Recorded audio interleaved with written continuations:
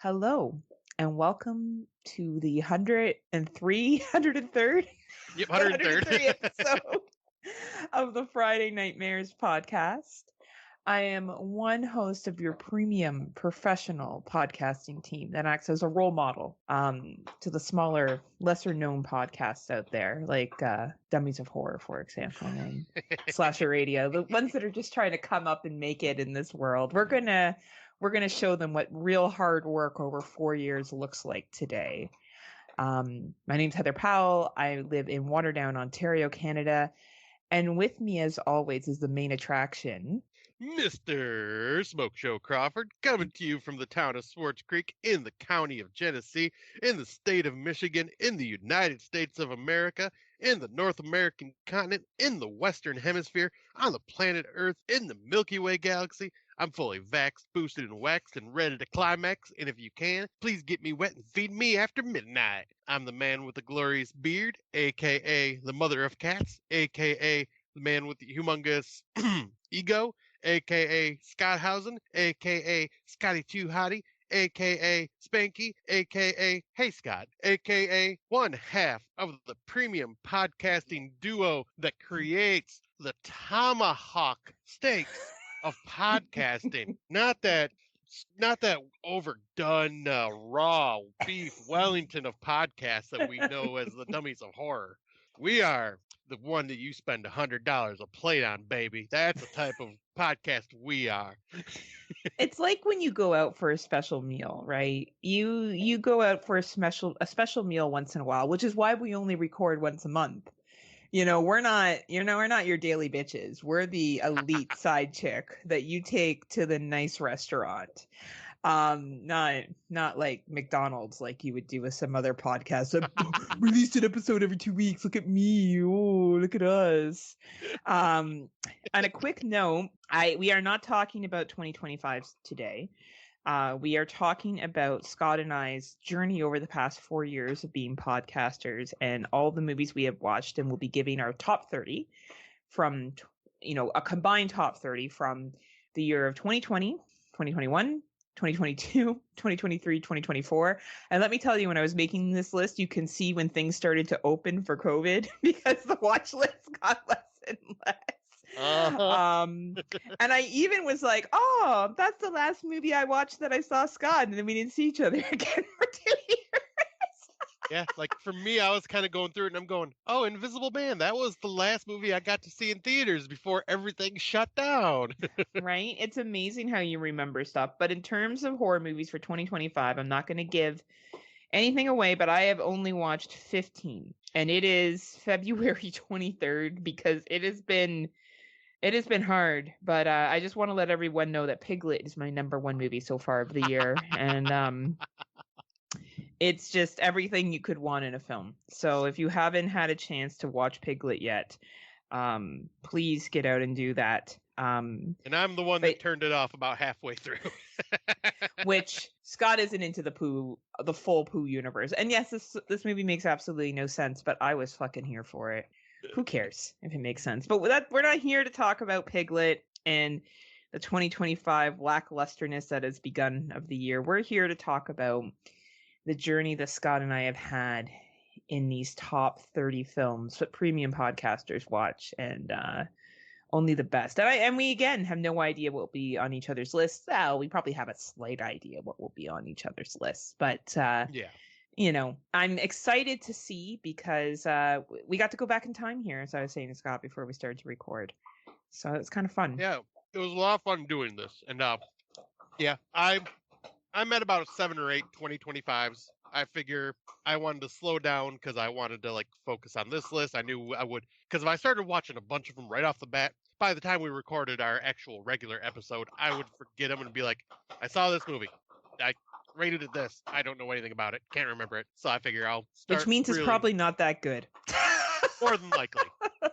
But figure I'll give it the good old college try once we're done with this recording to get prepped for going back to our normal style episodes.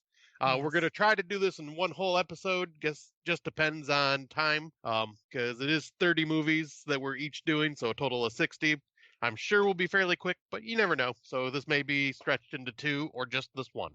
So we will see. Scott and I do like to get in and out quickly, though, so there's a good chance. Right. we don't want commitment. We just want to be here and gone. We're not in it for the long grind. And my pullout game is strong. Same. Right there with you, buddy. Right there with you. So we'll jump right into it. We'll skip all the bullshit. Scott and Erica are doing great. Their wedding's coming up. Blah, blah, blah. They're super happy. They went on a date day. Wonderful. I went to Mexico. I went to Cancun, went swimming, drank a lot. Blah, blah, blah. It was great. Saw a bunch of Americans. They were very nice. We all got along. Everything was happy. And now, on to the movie. Yep. And I'll preface this by saying we are not going to do honorable mentions just because we figure we'll just jump in because top 30, it's already a lot of movies. So it is. And fuck, if they didn't make it to the list, then they don't make it to the podcast of premium podcasters. That's right. Right. Fuck them. Do you want me to start or do you want to start? Sure. Yeah, you go ahead and start. I'll say I'm right. going to count up how many of each year I have real quick while you're doing while you start. I was shocked that this made it to my top 10 this year. I was shocked that it made it to my top 3 this year. Never in a million years would I think Mr. Eggers would ever be on my list for anything. I'm lukewarm on The Witch. I didn't like The Lighthouse. But fucking Nosferatu is number 30, baby. This is such a divisive film. I totally get the people that think it's artistic and shoves it right straight up their ass that it's boring and the whole 3 days. It's funny. Yeah, that's a shout out to Daniel from the Dummies of Horror podcast. But I thought it was an excellent film. I thought it was so fucking well made, so fucking well directed, and the acting for me worked. It was over the top, and I enjoyed it. And it made it to spot 30. So congratulations, Nosferatu. And I'm curious to see what Mr. Eggers will do next, and if we ever do a list again, if this will stay on there, so it will be replaced by something else. That's wow. Yeah, that is awesome. Because I know you're not a big fan, so hearing that, I am not. And it's funny because I was just on the phone with my mother before we recorded, and my mom was like, "Yeah, so Wayne and I were watching Paramount Plus last night, and I meant to message you. We watched a movie called Nosferatu," and I'm going, "No shit." And she was talking about how much she liked it and everything. I'm going, "That's awesome." That's really cool. But yeah, that is top 30. Hell yeah, good job. I'm proud of you, Heather. Right? Come a long way. Make a premium podcaster of me yet. Exactly. So yeah, my number 30 was a film from 2023, and it was a holiday slasher film, and that movie is Eli Roth's Thanksgiving. Fuck yeah. Yeah. It's just fun all the way through. Great kills, annoying characters that you want to see die. Goes at a good pace. Had a nice little twist to it. The carnage in the beginning with the Black Friday madness was perfect. This was just so much fun, and now is on the always watching it for Thanksgiving holiday season. Agreed. I've rewatched it a couple of times, and it is solid. And was filmed up the street from my house. And every time I go to the gym, I look over at the school, and I'm like, "Oh yeah, that's where Thanksgiving was filmed." Yeah, that was really cool because I remember you talking about when that was being recorded there or being filmed there. Yeah, it was pretty cool. They filmed it over March break here, and and I like Eli Roth a lot. I think he's a really cool director. I don't think he's the best director in the world, but I think what he does well, and he does gore very well. And that movie did gore very well. So my 29 is also one from 2023, and never in a million years did I think that a movie about a fucking giant ass lizard would make it to my top 30, but here we are today, and that baby is Godzilla -1. Fuck yeah. These two, the 29 and the 30, were shockers. Both movies were movies that I was like, I'll go watch them because I'd heard such good things, and I was not disappointed. I think Godzilla -1 hit me in all the feels. I thought that it was scary. It made Godzilla scary, and I really appreciated that, and that's why it's sitting at number 29 for me. Hell yeah, because I'm glad you put it on the list because it did just miss my list because I did have a few issues with it, but it's still a fucking good movie. Awesome. And yeah, Godzilla was terrifying in that. He was scary. He was like me in the morning after drinking. That's exactly what it looks like. Run! Yeah, everyone in the neighborhood's running away from me. It's true. Yeah.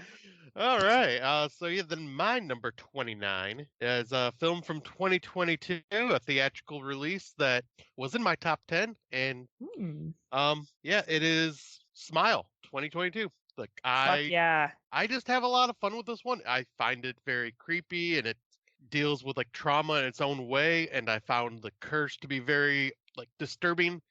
I was hoping for so much more with part 2, but part 2 kind of let me down. Like I think they just kind of expanded on it a little too much, maybe. I'm not sure. Yeah. But yeah, Smile. Just I've watched that one at least 3 or 4 times now, and such a good film.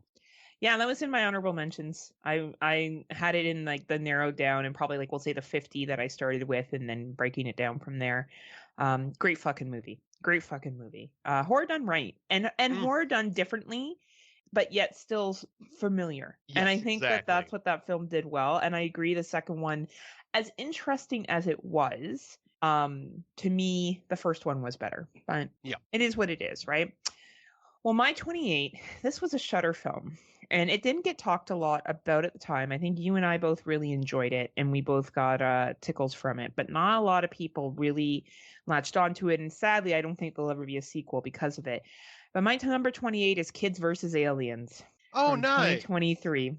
I thought that movie was so sweet and endearing, and the brother and sister and the wrestling thing that they were getting involved in, and just how these kids stuck out the alien attack. I've seen it once and it stuck with me 2 years later. And that's when I was doing this list, I thought about movies that have stuck with me, that I remember without having to look up what it was generally about, is probably a good sign. So if you like a little bit of silly combined with some pretty decent special effects, and you missed this one, I would say go back and check it out on the Shuddy. It is Kids versus Aliens. More than likely you won't hate it. You may not love it, but I don't think you're going to hate it. No, I say it was definitely like a really fun one. Right. Like I am starting to like forget a lot about it because it's one of those that just for me Didn't didn't stick with you, me as much. But it's still I remember it being a lot of fun. Great choice. Thanks. Then for me, my number 28, one from just last year that was also in my top 10, and it is a sequel, and that is Alien Romulus. Fuck yeah, great film. I had just so much fun with it. It had some issues, like that's why it's kind of lower. But it was solid Alien sequel. Not much to say because we've talked about it recently, but yeah, very fun film. Great film. Well, good special effects, like worth the high budget. We gave that award to it, I believe, in our in our end of year, and it deserves it. So if people skipped over that last year, I would definitely recommend checking it out. And alien films are fucking horror films. Just to be clear again, in case anyone missed that the first fucking time we talked about it. My number 27, this was actually a low budget film. And this got me into low budget films. This came out in 2020. And I think it was around the time that Mr. Mark Nato generously shared his screeners with us. And that movie is called The Special. And it is a throwback in time about basically what is presented as a sex parlor. And there is this box that gives you this beyond rewarding sexual experience. And a gentleman gets addicted to it, and the box is not what it seems. And I think this movie is such a great metaphor on addictions. I think it was great for special effects for it being a low budget film. I thought the acting was quality as well. And it was something that not a lot of people talked about. And this may not be for everybody. Matt Wood, if you I know that sounds like I'm like sex in a box, Matt Wood, but I think it is sexy Matt Wood. It is sexy Matt Wood, but I think, Matt, you would find it interesting at least. Like, I don't think it's like something that's going to blow your mind. But if you're listening to this and you missed this from 2020 and you can find it somewhere, it's called The Special, and it's based upon this crazy sexual experience that one gets from this box and the addiction that this guy gets to it.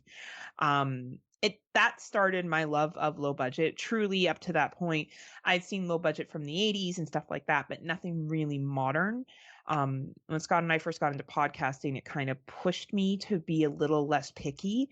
And at the time, of course, it was like COVID, so we had nothing else to do but fucking watch movies. So, Right. yeah, number 27, The Special from 2020. That is awesome because yeah, that was a very good body horror done right for low Mhm. budget. For low budget, and it And stuck with me years later. It stuck with me, and I'm like, that's a sign, right? yeah, I'll say because yeah, it's funny because you're giving a lot of love to the indie films for the most part, and I'm going more the big budget at the moment, but they're Hey, also higher on my list. Like because yeah, my number 27 is one I just kind of brought up earlier before we started this list, and that was 2020's Invisible Man. fuck yeah, great film. Because yeah, that one, just the way it dealt with like the relationship abuse situation Mhm. and trying to like get out of that horrid situation, the way it was covered was smart, it was well done, and still to this day that floating knife in the restaurant's kill just fucking horrifying. Great Creole scene. And Elizabeth Moss' performance in that was just so fucking solid. Yeah. Like a true portrayal of an abuse victim, not this like independent woman, I can move on. Like the true trauma was reflected so well by her. I Yeah, the agree, Scotty. constant Great film. looking over her shoulders and Mm-hmm. everything else and just Mm-hmm. terrified of what this Mm-hmm. guy's going to do. It's just like, yeah, that one, it didn't make my top 10 at the time, but after it's sitting with me over the years and Mm-hmm. I've watched it, like, yeah, it should have been in my top 10 because that is a fucking amazing movie. Totally. And then you kind of come back to it later. I remember scenes. Again, something says to me that we watched this in 2020 and we can remember clearly 5 years later, 5 years around this time, what happened in that film, right? And Yeah. I think that speaks to a quality film. My 2026 was a film that I wasn't a big fan of the sequel, but I really liked the OG. I thought it was really unique. It was filmed 10 minutes from my house, which I always love.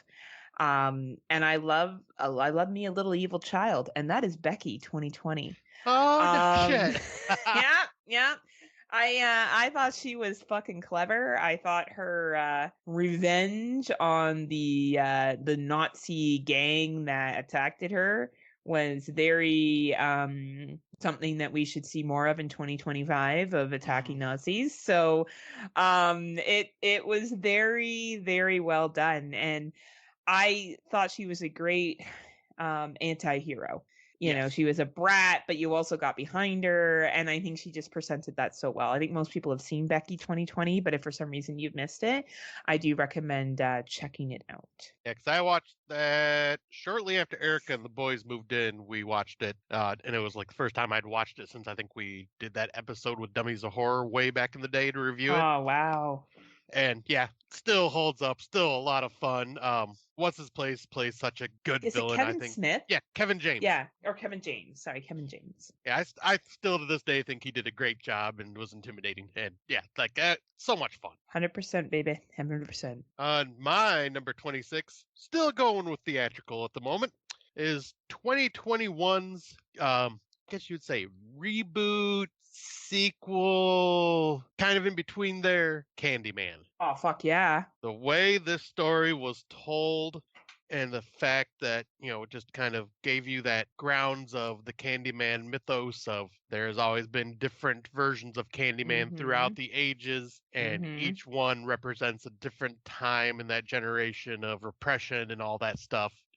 And just the score and the effects and just the nice little nod to see Tony Todd come back to reprise his role at the very end. Rest in Yeah. peace, Tony Todd. Rest in peace, Tony Todd. But that, yeah, movie was just phenomenal. This is one that I own on 4K, and well, I have not watched it since I bought it, but I plan on rewatching it sometime soon because I think the first Candyman is just a bona fide masterpiece, and Mm-hmm. this I feel is the true sequel it deserved. I could not agree more with you. It's a fucking solid film. It follows the urban myth so well. It adds something new without taking away from the original. It modernized the story. It's whatever you want to see in a reimagining sequel, whatever you want to call it. It's what you want to see done. And they nailed it. They nailed it completely. My 25, we will have a couple of repeats, but I'm glad this is the first one.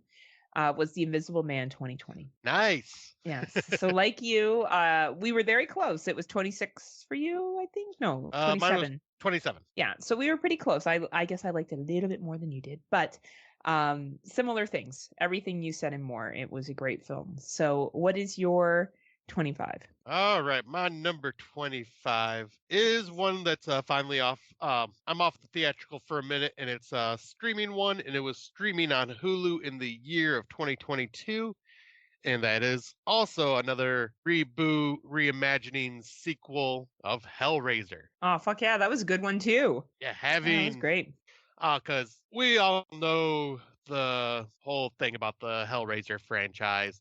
The sequels just go from They get weird. They get bad to weird. worst to The worst. DJ And one is always hilarious, isn't it? Like the yes, fucking club one. That one's always funny. The yeah, DJ or hella, the yeah, CD like yeah, Cenobite. CD man, yep, and the Yeah. camera, and the guy with the camera in his face. Oh Jesus, yeah, those are funny. But this one definitely made the Cenobites absolutely terrifying again, and the balls to cast a female transgender character as the Hell Priest or Hell Priestess, and she did an amazing Nailed job. it. Was Nailed fucking it. creepy. The looks, I love the look of the Cenobites in this, where their flesh was used as their outfits, and they're not wearing like the BDSM. And yeah, some of the characters were annoying. You weren't really rooting for too many of them, but like it's kind of the point in a lot of these Hellraiser movies is like, bad people come across these things in desperate times.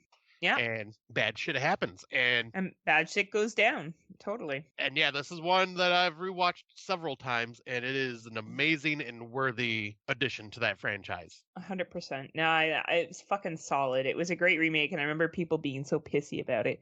But unlike other remakes that we've seen over the years, that one was solid. Yes. Really well done, well thought put into it, and a good way to update the story, because the original Hellraiser, as classic as it is dated now. And it is nice to have more of a modern option. And I hope to see a sequel of this at some point. Well, we'll see, right? I don't think there's been enough buzz. But hey, you never know. Never know. Right? Here's hoping. So my 24, maybe this is what started my love of Britain. I don't quite know if this is what motivated me to go there. And this was a reality. And my good friend Mark has talked about experiencing this back in the 80s when he lived in Britain and the censorship. And that movie is Censor 2021. Ooh, nice. It's really interesting talking to folks from Britain now in a little bit more detail that can remember when things were censored to that extent. Like it was a thing.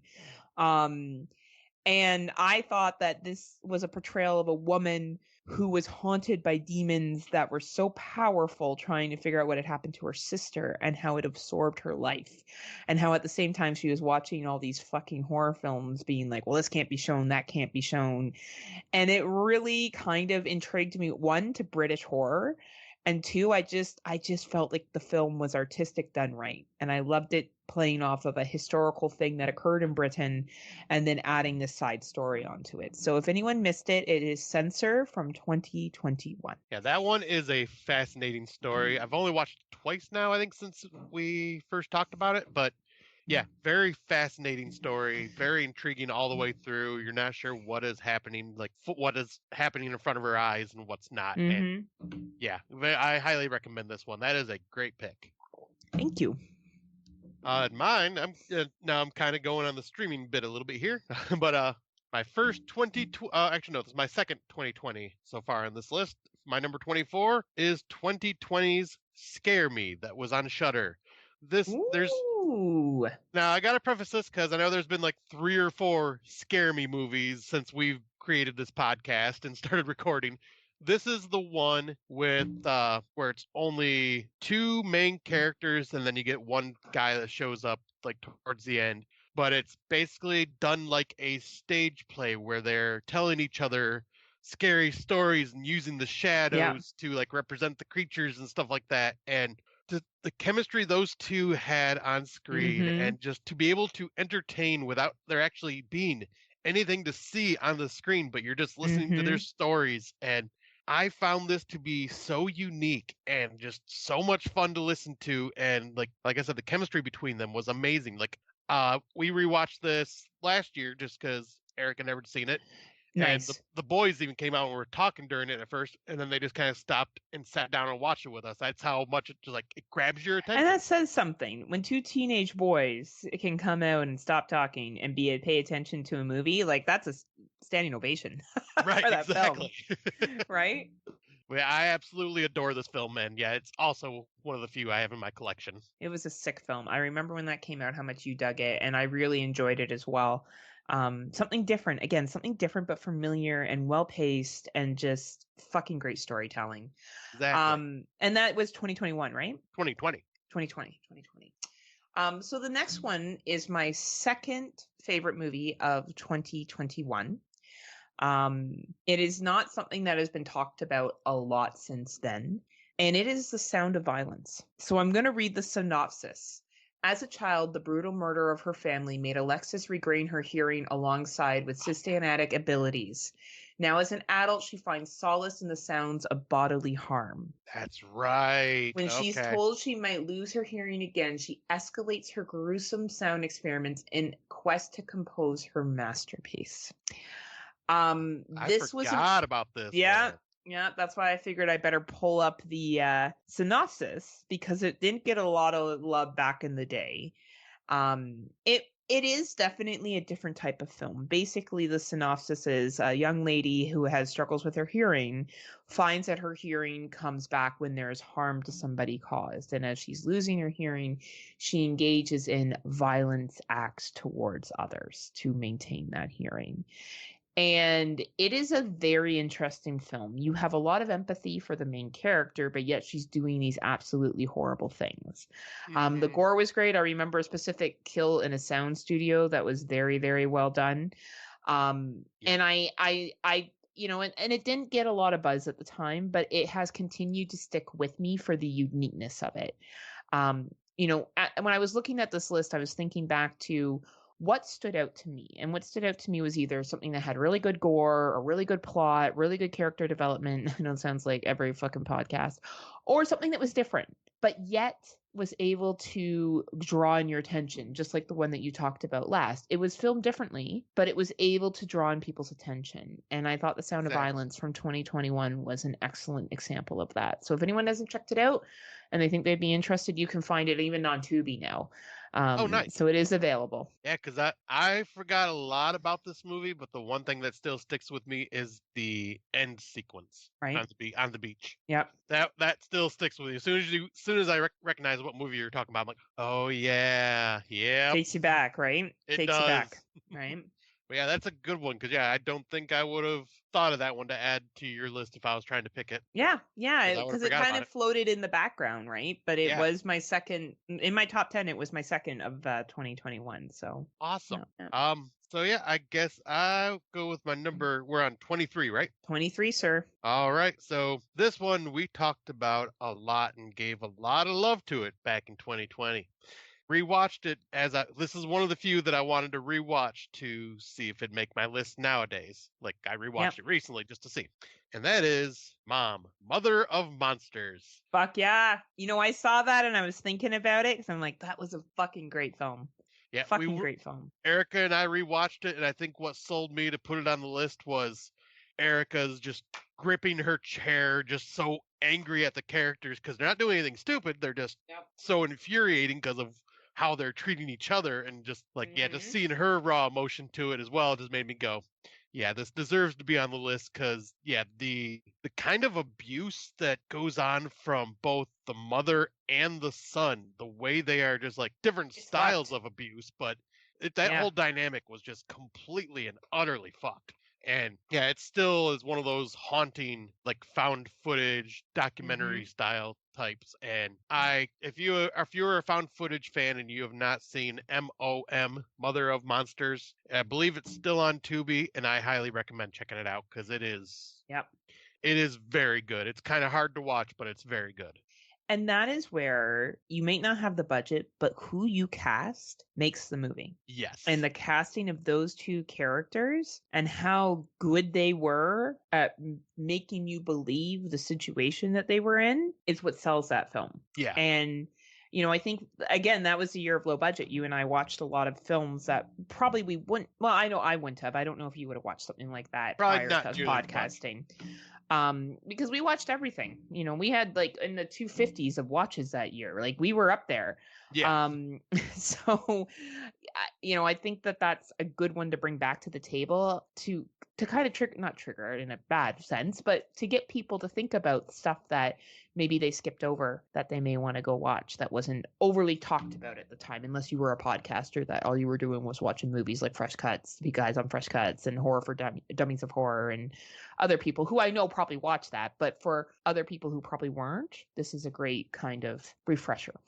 Yeah, exactly. Right? And yeah, this one stood the test of the 5-year time or whatever, because like it was in my head, but I was like, all right, it's in my top 40 at the moment. I want to see if this will fit in my top 30. So I rewatched it and I'm like, yes, it deserves a spot. That's awesome. I'm really glad our list continues to be. We've had one repeat so far. We may have a second, but but I think overall we've done pretty good with keeping it spicy. So, yes, I completely agree. And I think we'll continue to have a nice variety because you and I both have different tastes. We do. We have there's similar but different. It's true. So my number 22, this was a movie that came out in 2021. This movie was a ghost story, but it was a ghost story about death following you and trying to get you, and what a husband will do for a wife to keep her alive. And that movie is called The Night House. Yeah. From 2021. This is a very, very emotional film about love and commitment and what one will do in order to keep someone going. Rebecca Hall is in this film, and she fucking pulls off a phenomenal performance. It's this ghost haunting, but not really a haunting, Final Destination-y fucking film done right. If for some reason you didn't watch it, it was pretty popular and it did get a lot of love back in the day. So I feel as though I'm preaching to the choir on this one. But if for some reason you have missed it and you are into that kind of creepy ghost-like stories, The Night House 2021, check it out. It's on all the streaming services. Yep, this was one that I thought was really good. It just did not stick with me as much as it did with a lot of other people. But I still, a lot of respect for this film. Very good, very haunting. Absolutely, right? And yeah, this one may come as a surprise because it's definitely one we haven't talked about in quite some time. But that is my number 22 is from 2021. I think it was an Indonesian film on Shudder, and it was I think remake or another sequel. I don't know what this one for sure, but Queen of Black Magic from 2021. Fuck yeah. Yeah, it was a remake. Yeah. Yes, I was like, I swore it was, but I couldn't remember off the top of my head. Yeah. But yeah, we watched this for, I think it was our Indonesian horror episode. We did. Rewatched it. Yeah. And god damn it is a very gory, disturbing and gory film. Like the people finding the school bus full of children and what happened to the kids. Oh my god, that is like such a haunting scene. And then the rest of the film as basically they are suffering in their own personal hell. It was a messed up movie and I absolutely loved it.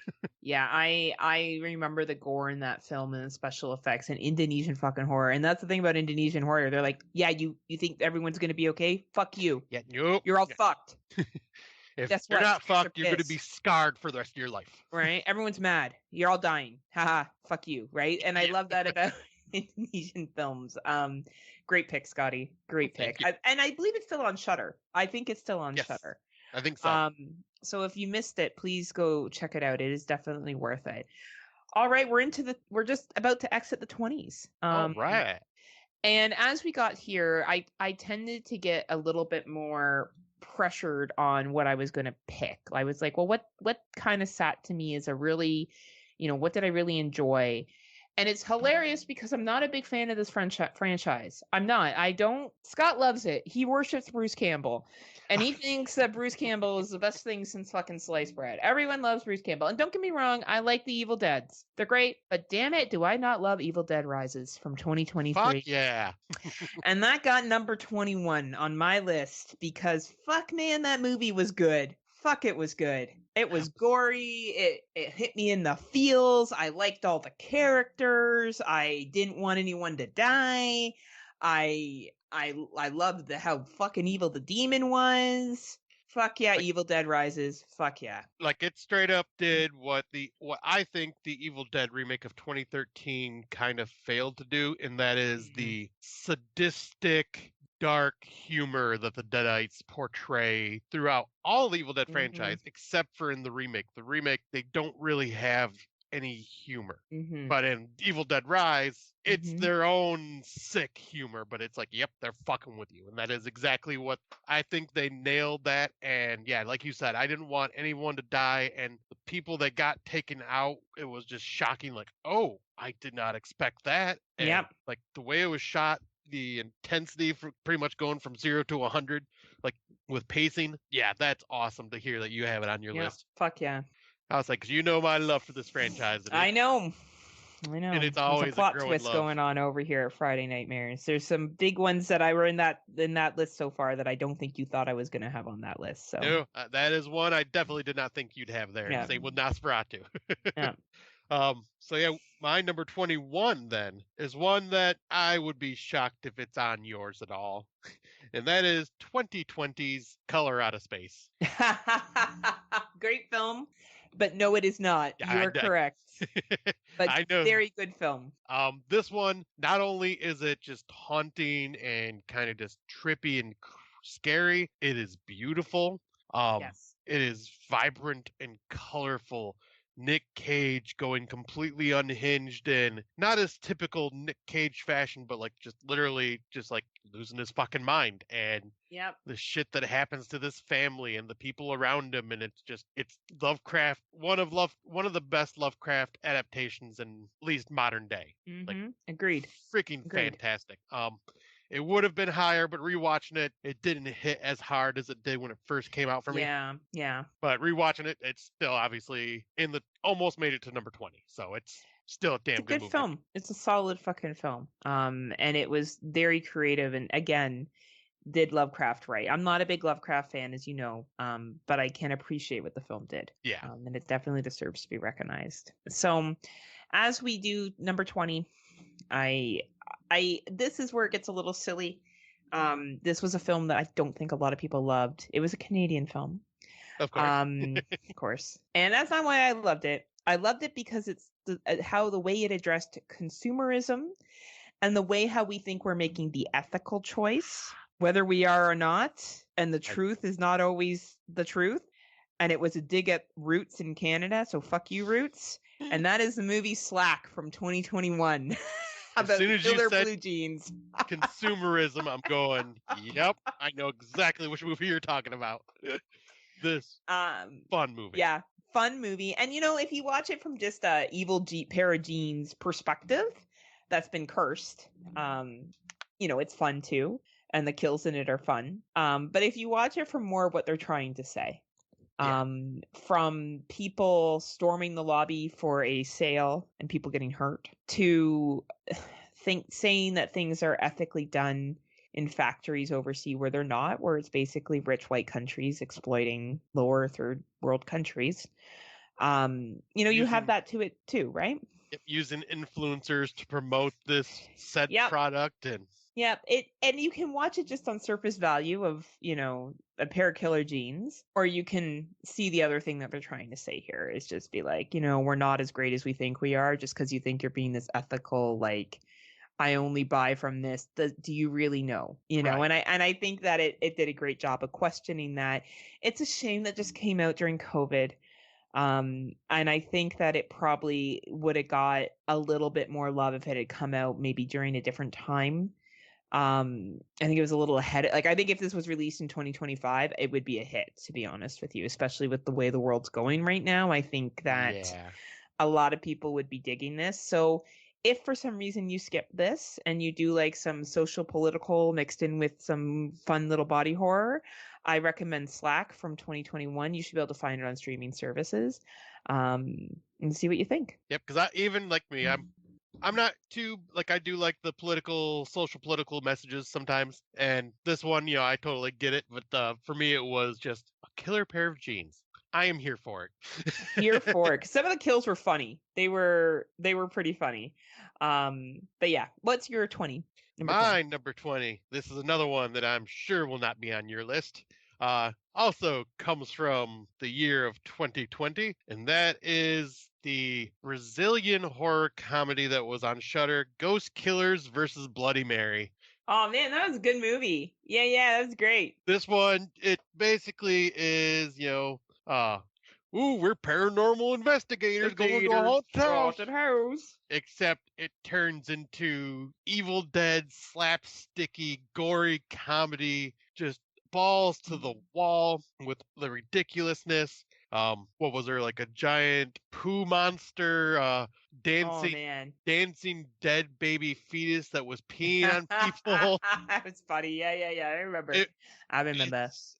It is so just gave me that like Dead Alive, Evil Dead slapsticky humor, but in a Brazilian style, and it was just so much freaking fun. And I am still trying to find a good copy of this somewhere to own. So far, all I've been able to find is a DVD, and I want a fucking Blu-ray of it. Damn it!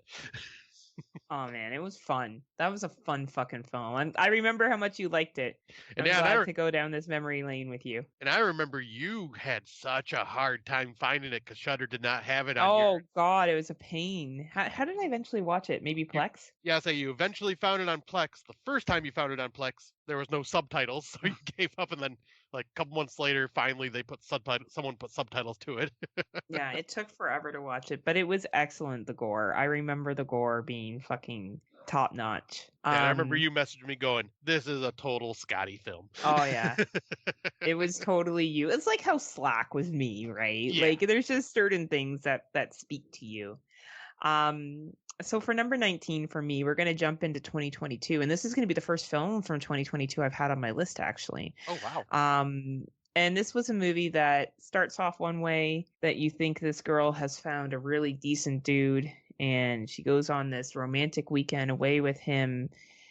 And then she finds out that he's selling her body parts to people that are rich to eat these chicks. And she's now part of the package of what he cuts up and sells to people to consume. And that movie is called Fresh. Yeah, from that's 2022. This was a pretty popular film when it came out, so I'm not going to go into it too much. It was talked about quite a lot. I've covered it on multiple podcasts. I think I've talked about it many times. But there's a reason, it was likable characters. It was a story that you were like, yeah, this shit probably does happen. Like, yeah, not to this sensationalized, but yeah, probably does. Yeah. And it had a very good outcome to it. So for some reason you skipped Fresh from 2022, I recommend that you find it on streaming services. You should be able to find it out there somewhere. Yeah, I believe this was a Hulu original. I think it was Hulu, yeah. So it's probably on Hulu, though you can probably rent it as well. So if you're interested, it's a solid film. Yeah, I do agree. This was also not on my list, but I think it was in my top 20 of that year. Yes. I found it to be very entertaining, very engrossing. Don't remember a whole lot of it until you started talking about it. I'm like, oh yeah, okay. Yeah. This one, my number 19. I'm just gonna say it's not really much to talk about because we already talked about it. But 2024, Heretic. I just love the messaging of nice. Kind of just bashing religions on how they're just copying each other and this and that from previous religions and this that. It's basically, from a theological standpoint, totally makes sense, like the way this nutcase is going about talking about everything. And agreed. Yeah, an amazing, just gripping movie in my eyes, and just definitely kind of points a finger at a religion and goes, "Yep, these are your flaws. Here they are out in the open." And the delivery of Hugh Grant, like we talked about, he won Villain of the Year, he and the characters in it, Sister Barnes and Sister Noble, I think. Yes. Fucking awesome characters. That's a must-watch movie. 100%. For 2024 for sure. So for my number 18, we're going back to 2021. Oh, yeah. And we're going back to a movie that probably people like Venom, Don and Ellie watched. I know you watched it as well. I don't know if a lot of other folks watched it. I can see Matt Wood did watch it, Dave Bailey watched it, Mark Nato watched it. And they all gave it 3.5 stars. And I remember the ending was a real gut punch, and that is the Djinn. So to recharge your memory, what is done cannot be undone. A mute boy is trapped in his apartment with a sinister monster when he makes a wish to fulfill his heart's greatest desire. And Yeah, his holy dad shit. has to Wow. save him. Yeah, Sorry, go ahead. you just unlocked a core memory there for me because I completely forgot about this movie. Even you saying the name of it, it did not ring a bell. I'm like, did I even watch this? And then, yep, wow. Yeah. So a young boy who is deaf discovers this monster, this place, and his dad, and basically fights to save him. We'll leave it at that. So this is an IFC film. It is also on Shutter still. So if you want to look on Shutter for it, it is there. I enjoyed this. I find this kind of like a superstition ghost supernatural film. The ending I thought was very clever, and I thought the young man in it was quite good for a child actor who doesn't speak. Yeah, He does a pretty good job of portraying emotions and how he's feeling and what he wants and what it's like to feel excluded and what you'll do to get that. Kind of very Wishmaster-ish, only not as cheesy. yes. And that is the Djinn from 2021, available on Shutter if anyone is interested. Hey, you are bringing the I know I'm underground keeping it hits. spicy here, huh? Yes, you are. Right. I'll say mine's not going to be spicy, though it is going to be a hot take because you and I both have argued about this being a horror movie, saying yes, this is absolutely a horror movie. Okay. So this is my number 18 is 2023's Beau is Afraid Oh by Ari yeah. Aster. Yeah, fuck yeah. So It's a good film. yeah, so many people call this just a dark comedy that's more drama. I'm like, it's horror, his anxiety, the shit this Yeah. guy goes through, absolute horror, but it is such a wild fucking ride when you watch this movie. It goes from it's like three movies in one. It just goes from Mm-hmm. one thing to another, and Joaquin Phoenix does such an amazing job as Beau, and like all the characters in it are so eccentric, and just once again, this is one of those that just stands out as a unique film. It 100% fucking does. I thought it was a great, well-made film, and the anxiety that's presented in it is so fucking hashtag real and authentic. You know, it's Yeah, a good movie. I don't know why people shit on it and say that it's not a horror movie. I don't know. It's definitely a fucking horror movie. it absolutely is. If you deal with anxiety and depression, or yeah, any type of mental illness, this is like, oh yeah, this is what it's like living in your own head. 100%. Good one to bring to the table. So for 17, I went back to 2020. And in typical Netflix fashion, they're very good at bringing international horror. Mhm. And this movie was remade, and the remake was fine, but the original was good, and that is hashtag alive. Oh So yes, this is about a gentleman who wakes up and there's a zombie outbreak, and he's in his apartment and he's trying to survive, get out, and the special effects, the character development, how you feel about this guy, and how he carries majority of the film on his own, was incredible. And it stood out to me. I can still picture the apartment and him trying to get back to his apartment to escape one of the zombies, and him trying to close the door and then one charging through, and him trying to like outsmart the zombie, and they're fast moving infected. I guess they're infected, not zombies. They're infected. And it's a fucking great film. And we've seen so many zombie movies now that I guess like at this, or infected movies now, that by this point you'd be like, oh my god, another film. But if you go back to 2020, this was actually quite unique and different. And it was just well made and well filmed, and it also came out at the right time where COVID, where you felt isolated and you couldn't go yes, anywhere.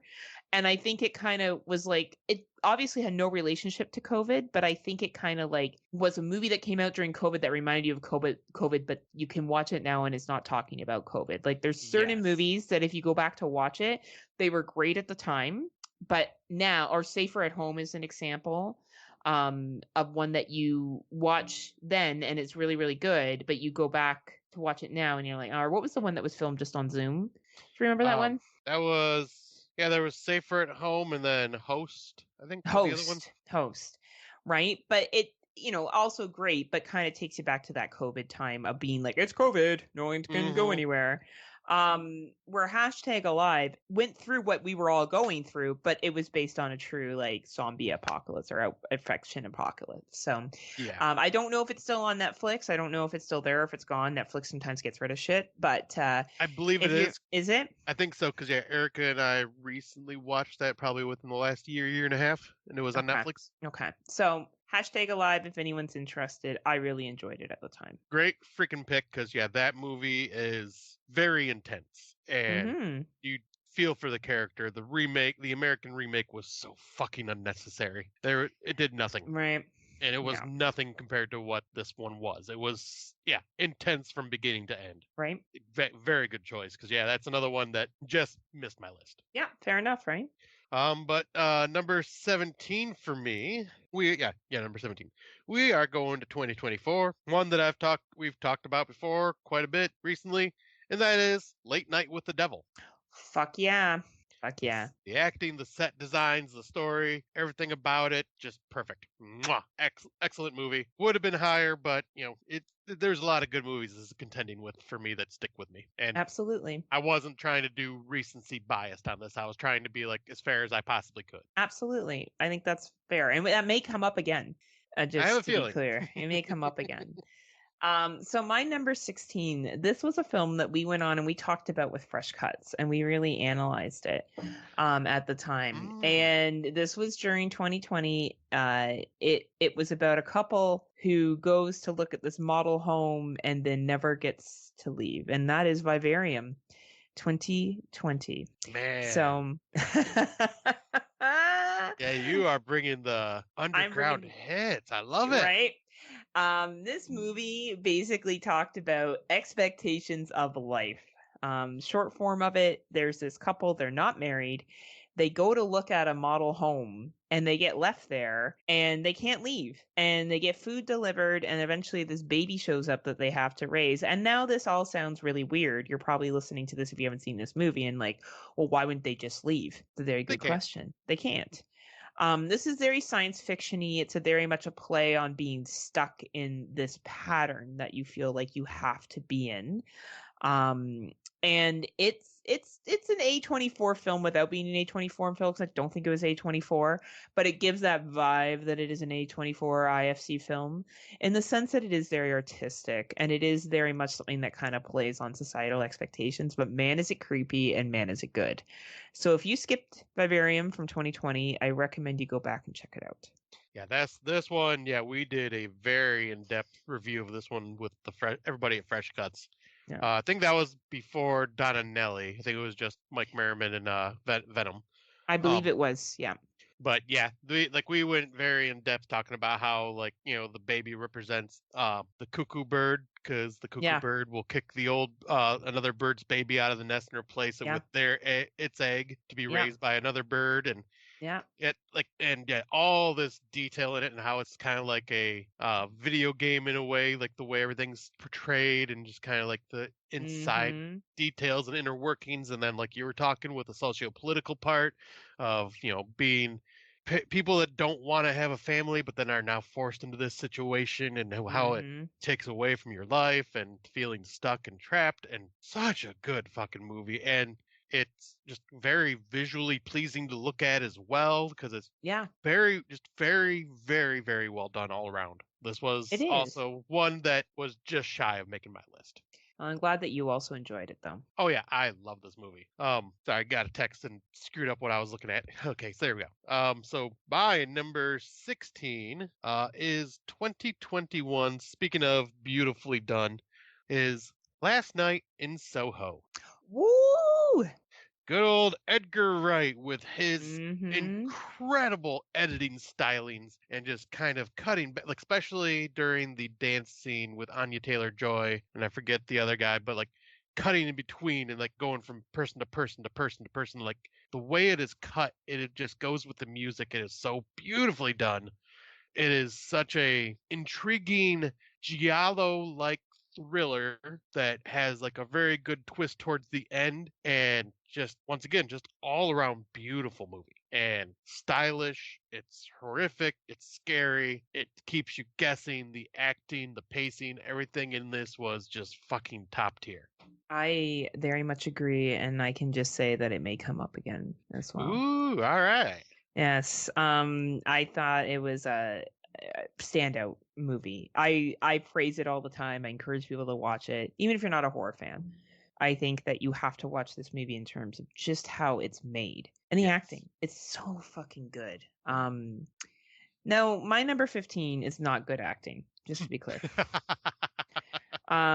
This is by no stance a good film. I know I'm gonna say what this film is, and Matt Wood is gonna shake his head and go drink 2 pints at the bar, one in each hand, to forget that I said that this was number 15 on my top 30. But I don't give a fuck. And that, my friends, is Winnie the Pooh, Blood and Honey from 2023, because I fucking love that movie. The first think one, that not movie, the second one, huh? The first one, yes.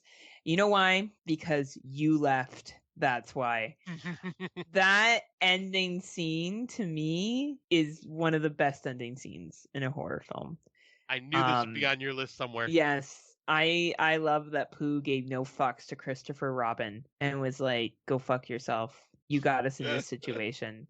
I'm not going to go on about forever on it. Everyone knows my love of Winnie the Pooh, Blood and Honey. But funny enough, I never really liked the actual cartoon Winnie the Pooh. I found him fucking annoying. And same with Tigger and Eeyore and that whole fucking gang. So maybe this is why I like it so much, because they're everything that I found annoying in the cartoon. They're against it. But that is fair. Number 15, Winnie the Pooh, Blood and Honey.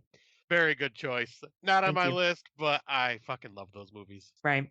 May not like the spin-offs they are creating at the moment, but I am here for... I'm still going to give every one of them a shot, because I just got to. You got to support the Pooh universe. Exactly. Right? The Poohiverse.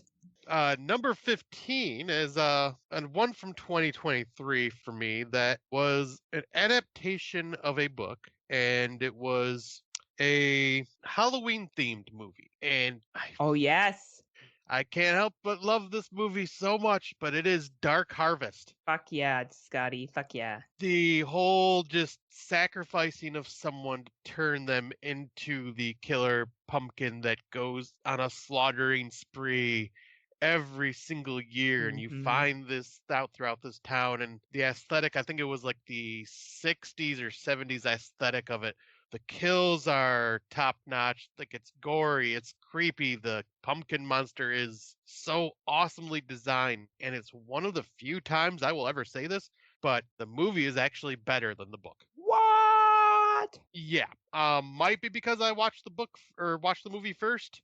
But I read the book shortly after I got back into reading like I have been, and yet the way it is told, it is not as gory. It's not nearly as good of a story, and it's told in a different way. But yeah, the movie just takes the things that are really good about the book and just ramps it up even more. You know, I went by this movie and I thought about it was in my honorable. It was definitely in my top 40. It's a great fucking film. Great fucking film. Yep, this is one that I watch every Halloween now. As you should. It is rewatchability. I know Tim Davis is a big fan of it too.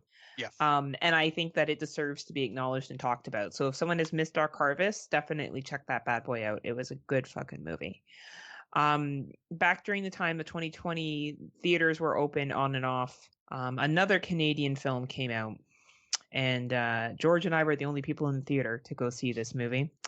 And both of us almost pee-peed our pants during scenes in this film. And this film, number 14, is Come Play. Yeah.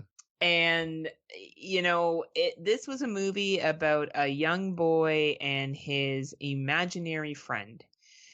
And this movie really got me in the feels about how lonely this young man is, and then in essence how lonely the monster is, and what the mother will do to save her son. A lot of people rank this highly. 4 stars from Mark Nato when it came out, 3.5 from you when it came out, 3.5 from Tim Davis.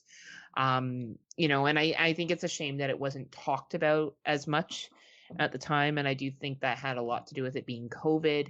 And it just having a limited release. But this is definitely something, if you love supernatural stuff, if you like the whole technology and, you know, how a kid can get manipulated through technology, which is kind of what this is talking about. Like, it's cool. It's not AI. It's like creepy ghost shit, loneliness. Yes. So check out Come Play from 2020. You can find it. I'm just looking it up right now. It's on tons of streaming services. So just look it up and rent it. It's definitely worth your time. Yes, I remember going to the theater to see this one as well. I think it was based on your recommendation because it was shortly after theaters started opening up here. And yeah, I think there was like 3 or 4 other people in the theater with me. Granted, I went to a matinee because that's how I always rolled back in the day. And yeah, I don't remember a whole lot about it nowadays because it wasn't one that stuck with me nearly as much Yeah. as it did you. But I do remember, the 3.5 is still a 7 out of 10 for me. I know, remember It's you an enjoyed enjoyable it. film. Yeah. Yeah. Yeah. I knew it isn't going to stay with you, but I remember you liked it at the time. Yeah, so I'm liking that we've been bringing like completely different styles Mm-hmm. to our lists. Though this one, I copies you. It Yeah, is that's okay. number 14, 2023, one of the best horror franchises out there, and that is Evil Dead Rise. Very nice. I fucking love this movie so much. It made me so happy, and I cannot wait for the next, I guess, 2 sequels coming out of that are planned. Evil Dead Burns is one of them. I don't know what the other one's going to be called, but I'm here for it. Give me I'm all here the for Evil it Deads, too. If it's anything like Evil Dead Rise, I'm down for it. So and I think it's from the same director. So yes, give me more. excellent. I'm excited for that. So my number 13 is a movie that was filmed in Michigan. It we both loved it when it came out for the twist that's in it. It starts off like Airbnb horror gone bad. Airbnb horror gone bad, and it kind of turns around to being something that you never really thought. Justin Long plays such a fucking asshole in this Oh, film. And it is Barbarian from 2022. If anything, watch this movie for Justin Long's performance. He plays such a piece of shit, oh, and he it's so great. does. It's great. And yeah, for some reason it just wasn't dawning on me, but we'll be talking about that later as well. Cause Yes. yeah, yes, fuck yeah. Yes. Fuck yeah, I right? I went to the theater for that one, and that one just put such a huge smile on my face because I'm like, this is a theatrical release. This is insane. I love it. It was insane that was released in the theaters when you think about it, right? It was kind of Yeah. insane. Yeah, Oh, it made me totally. smile. But awesome. That makes me happy. And my number 13, I also copies you again. And my number 13 is from 2024. I believe it was your number 30, and that is Nosferatu by 3 Robert Eggers. days. The one thing we didn't bring up when you talked about it was the look of Nosferatu. Fuck yeah. Fucking Yeah. creepy. So good. And that pullback at the end when it's showing his full body and how decayed and rotted it was. It's like, oh, that is fucking creepy. I loved Mhm. everything about this movie. The way it was filmed, the acting, story. I mean, it's a story that's been told a million times, but I watched it a few weeks back finally because I wasn't able to catch it before we did our Yeah. award show, Yeah. and just fucking loved it. It's a good film. Yeah, perfect movie. It was close to my top 10, but it just got pushed out just by a few others. Hey, it's still pretty good when you think of the top 30 of all the films we watched, because we literally have watched hundreds of films. So for it to be that high is pretty good, right? Yeah. My number 12 was the OG of a movie that was remade this year. And it was much better. I watched the remake. The remake is fine. James McAvoy did a great job Oh, in the remake. He's fine, but nothing beats the original. And the original is Speak No Evil 2022. fuck. Talk about a movie that just gets under your skin and you're so Mhm. fucking frustrated with the characters because of the decisions they Mhm. make. Mhm. It's not like dumb horror movie character decisions. It's just dumb people decisions like why would you do that? It's such a movie that explores the concept of being polite Yes. and the concept of not wanting to rock the boat. And demasculation and so many other things. And the original is by far superior to the remake. The Oh, remake is 100%. fine. Not to shit on it. I think it's a great movie on its own accord in the sense that it's entertaining. But if you're looking for the actual creepiness and message, then I recommend the OG. 100%. Yeah. So what's your number 12? My number 12 is another international film. I believe this was Korean. But that is one that was very over the top with the gore and the violence and just the horrific nature of what people will do when their inhibitions are left unchecked. And that is 2021's The Sadness. I knew what you were going to say. Oh my God, the depraved acts that happen in this, and it just ran. It's like hashtag alive with the infected. Yes, but yes. The infected just have their inhibitions like unleashed, and they can do whatever they fucking want. And there's some fucked up scenes in that film. Yeah, there is some really fucked up, disturbing scenes. Yeah. Which is probably one of the reasons why it sticks with me after 4 years. You know, when I was doing my list, I went past it and I paused and I was like, yeah, that was a really good film. I'm like, but did I like it? Well, I liked it, but I'm like, nah. So it's in my top 40 as well. Because it is a great fucking movie and it's dark. Like, it's real dark.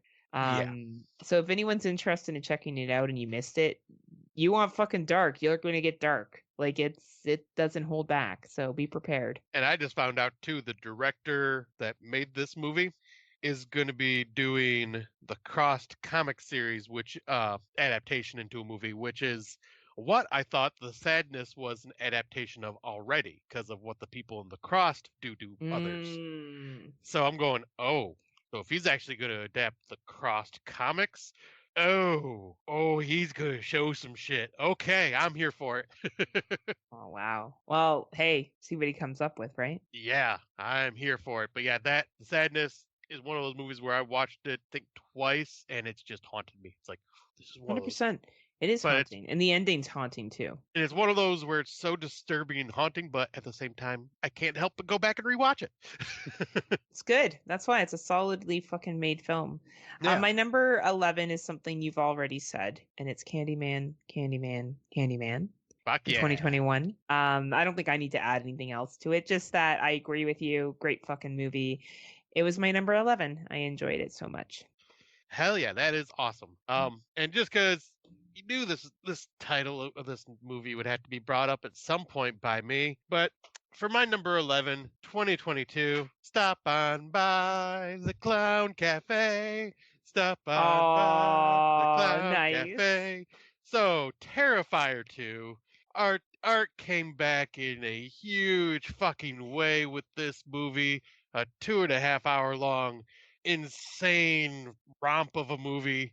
Some of the most disturbing kills I've seen put on screen. The fact that it did so damn well in theaters shocked everybody and just cemented. This was the one that I think cemented Art the Clown as a horror icon going forward. And I will be championing this movie days and days or years and years to come. Fucking love this franchise now. It is Art the Clown is one of my favorites. I love it. Yeah, and he has made himself a horror icon, and that is something that has definitely come out of the last couple of years. Yeah, the fact that you can go to Spirit Halloween and see Art the Clown costumes up on shelves, it's just like, yep, that's where he's at now. Right? You know you've made it, right? Yeah. You know you've made it. As we get to number 10, and we get to our top 10, this is where I'm curious to see where Scott and I will overlap. And this is one that I'm wondering if he's going to bring up. Hi, Erica. Oh, Erica's here. Hi, Erica. She's waving. She's his number one. She's actually all of our number ones of 2022 to 2024. I was going to say, she's definitely my number one. But yeah, Heather just said, you're our number one from 2020 to 2024, babe. She's the best thing to come out of that. Besides this movie, of course. Just kidding. So this movie, I think you may have in your top 10. I'm excited to see, because I want you to know something, Scott. Not only does Erica love you, but Benny loves you. And he loved you back in 2021 before Erica was even here. So sorry to disappoint. Oh no. Well, it didn't make it. Number 10 for me, baby. Benny loves you. Oh, fuck yeah. Benny loves you. Benny loves you. God on me. and I'm not sure if I love this so much because Brandon Orlick from the Exploding Heads movie podcast and Scott and I have a group chat and we would constantly say that to each other all the time. Yes. So I don't know if it's just a leftover from the good times of us making those ridiculous jokes to each other. But I thought this movie was so cute, so funny. Benny is so fucking cute but scary, and the fact that the guy wrote it, directed it, acted in it, did it all. It was such a fucking great film. So if you're some reason you skipped over Benny Loves You, please go back and watch it. It's a great horror comedy. Yeah, this is one that I've rewatched multiple times too, and it should have been on my list actually. Now that I think about it, Yeah, there's some other movies that could have taken out of there. I regret it now because Benny Loves You is just so much fucking fun. You know what? Good news, Benny still loves you. Okay, good. I love Benny, but yeah, Tickle Me Elmo basically on steroids and crystal meth. Best description. Best description. So we're gonna go from cute, cuddly, and terrifying to just straight up. Oh, I'm unnerved and I'm uncomfortable. And why is this? Why am I watching this movie? So my number 10 is 2023's When Evil Lurks. Oh man, good fucking film. I was gonna put it on my list. Fuck, it's so dark. So goddamn dark, Man, and such so a dark. punch in the gut with some of the things that happen in this film. Like if there are people out there that have not seen this yet, do yourself a favor and be prepared to be horrified.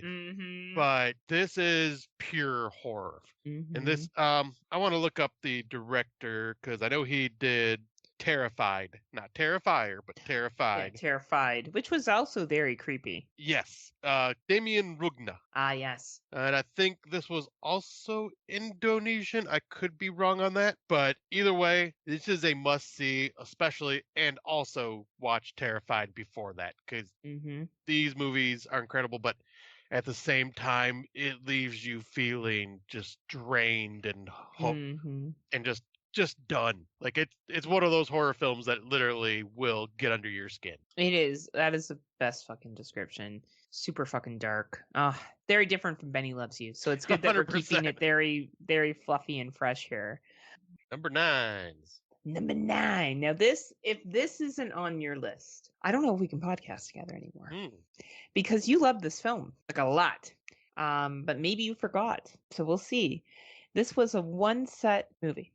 And it was based on a family in a situation that they can't get out of. And it was We Need to Do Something from 2021. Is it on your list? It's not. Scotty! It was. I can't believe you took it off. Wow. I took it off at the last minute because we rewatched it recently, and I still fucking love that movie. But it didn't hit me nearly as much, though. To this day, I am a good boy. It still fucking terrifies me every time. And I love it so much that I found out that this was based off a book, and I found the audiobook and listened to it, and it is like damn near scene for scene like the movie. Like it was an amazing adaptation. Like that is awesome. So this movie is a high Scotty recommend, but it was one of those where I'm looking at all these movies on my list and I'm going, I don't know which one's got to go. I think this was literally 31, like when I had 31 movies, and I was like, just thinking, I'm like, okay, which one? And at the last second, that's the one I decided to cut. That's fair. To me, it was non-negotiable that this would be in my top 10. I'm glad it is. Yeah, it stood out to me. I thought it was like one set done well. The acting in it, the characters, how the anxiety that they were able to develop, the family dynamics that come into play. It's just such an all-around great film. Even Scott had it at 31. That means it was in his top, and we've watched hundreds of movies. So it's still very much worth your watch. It is We Need to Do Something from 2021. So if this isn't your number 9, Scott, I am dying to see what your number 9 is. Well, you know me and my... I thought I knew you, just to be clear. Well, You know my style of movie of how I like the slapstickiness, Yes, goriness, and this is true. ridiculousness Yep, and this is true. body horror stuff. Yep. This is one that came out last year, 2024. Okay. It was in my top 10, and it started off as something very serious with a socio-political message, and then by the third act ramped into some fucking bonkers body horror dead alive style. So I am talking about Demi Moore's amazing performance in The Substance. Yeah. Like Okay. if it would have stayed with the just very serious tone that it did for the first two acts, if it would have stayed that way the entire film, I don't think it would have been here right now. Yeah, It's yeah, that yeah. third act where it just goes fucking bonkers, and I'm like, I am here for this. I love it. We will talk about that as well. Again. Yeah, Monster Eliza Sue. Mwah! Yeah, it was a great fucking film, and it had something for both you and I, which is why we will be bringing up again. We talked about it a 100%. lot as well not that long ago, so we won't delve into it. If you haven't seen The Substance, go watch it. It's the best advice I think we can give. My number 8 is a film that I talked about last year. It is from a Cronenberg, and it's from Caitlin Cronenberg, and it is Wow. Humane. I Holy really shit. thought about it, and it really hit a nerve for me. I thought it was clever in the dialogue that was given. I thought the concept was probably not too far off of what we could see one day. And I really liked her style of delivery, and it sat with me. And with all these films, I thought about what sits with me, and it continues to. So I'm not going to go on to it because I talked about it already in our award show, but I look forward to seeing more from Miss Caitlin Cronenberg. Yeah, the Cronenberg family. Right? Talent. That all have talent. They Yeah. are all amazing. But yeah, that is awesome. I did not expect to hear that one in the top. Yeah, I know. Nice. Keeping it spicy. All right, so my number 8. This one you had brought up fairly recently as well. It is 2022's Barbarian. Um, bu- bu- bu- bu- bu- the and the way this movie is filmed, it's two completely different, or yeah, technically three different movies that just kind of like come back together by the third part. It's Yep. each act is like a different style and movie. Like I love it. And you don't know when you watch the trailer, they kept everything from you on what this movie was truly about. You were thinking it was Yep. one thing, and then it comes into be a completely different thing, the different beast all its own, and it is so fucking fun. And just what, like you said, Justin Long just playing Oh, he's such a dick. He's he such a is dick. such He's an so good asshole. though. And yeah, just all around amazing and horrifying. And once again, I can't believe they showed this in theaters. Yeah, like absolutely. For you, Miss Barbarian in 2022, please go, and not Barbarians. That's a different film. That we're talking about Yes. Barbarian from 2022. Both home related, but one good, one bad. Yeah. So, my number 7 is The Substance. Fuck yeah. So I don't feel like we need to talk lots about it. Go watch it. What is your number 7? My number 7. Now, this one, if I was in a different spot in my life today, where I am today, would probably be higher on the list now. But now it's dropped because of where I'm at in my life. Oh, because you're in love and shit? Yep, pretty much. But oh, gay. In a good gay, though. I championed this for years and years and years, and I will always champion it. It was my number 1 of 2020. And this is the movie that got me through a hard part of my life, and that is After Midnight. You know, I'm glad that you're still giving it some love, even though you are in love. Yep, I'll say I'm in a different spot now, like where I was 5 years ago. Yeah, you are. Oh man!